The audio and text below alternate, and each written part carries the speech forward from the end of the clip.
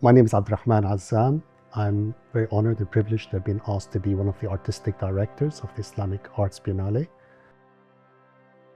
Al-Madar is one of the pillars of the Biennale.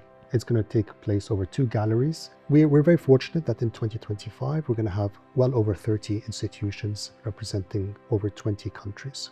We felt that by inviting as many institutions from the Islamic world, it was not simply enough to invite them to come to Jeddah and say, bring some objects with you. They needed to come and they needed to tell their own stories and their own narrative.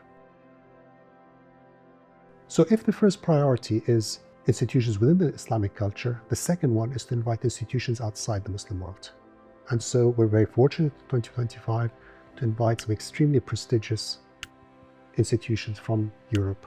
Because for us, of course, the relationship between culture is not one that can be limited by geography, but ideas, of course, spread across cultures and regions. The theme that inspired the artistic directors for the 25 Biennale is again a Quranic verse, وَمَا بَيْنَهُمَا. And of course, it refers to creation. So it's basically a reflection of the heaven on earth, الشرق والغرب. So that was the overall theme, which is interpreted across 5 galleries and of course across the contemporary interpretations as well as everything. This is the theme of man's relationship to understanding the heaven and earth and the creation that is in between the heaven and earth. Knowing and understanding implicitly that when we come to speak about the sacred, when we come to speak about the divine, the words we use are limited. We cannot explain the sacred in words, of course. So each of the artistic directors interprets this according to their own gallery and their own interpretation.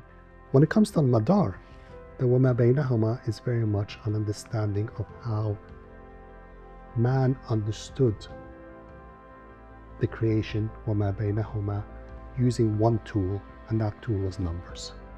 Numbers are the unspoken language that we all are familiar with. We chose numbers because we felt that numbers in itself was abstract enough but precise enough to really do 2 things. And there's 2 functions that Al-Madar galleries 3 and 4 represent. Is one, how does man use numbers to comprehend God's order? Throughout the galleries, we've divided them into sections in which we understand how man, the first thing that man does is he looks up to the heavens. وَالسَّمَوَاتِ وَالْأَرْضِ, and he's standing on the earth. Man is in a way the axis between the heaven and the earth. But the first thing he does is 2 things. Firstly, he wants to know where he is.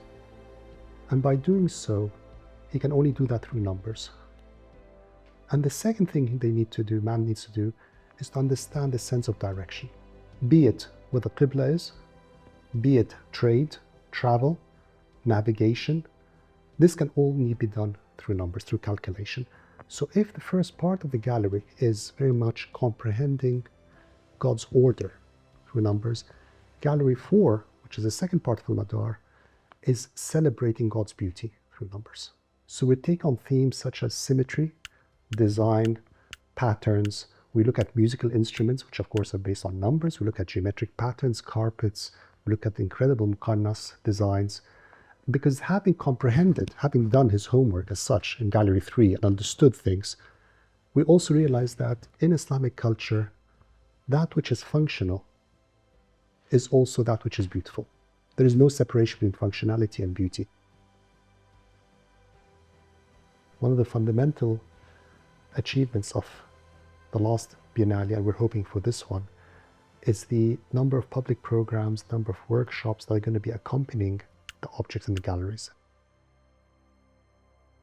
Some of the subjects I mentioned in Al-Madar are complex and they will deserve their own talks, workshops, but also we're aware that this is not an academic discourse.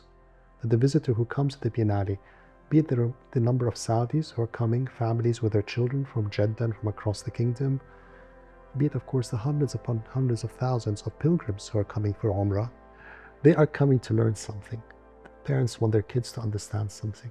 So we recognize that the public programs have a fundamental role to play to make it less didactic, make it less like a homework, school trip, and to actually make it fun.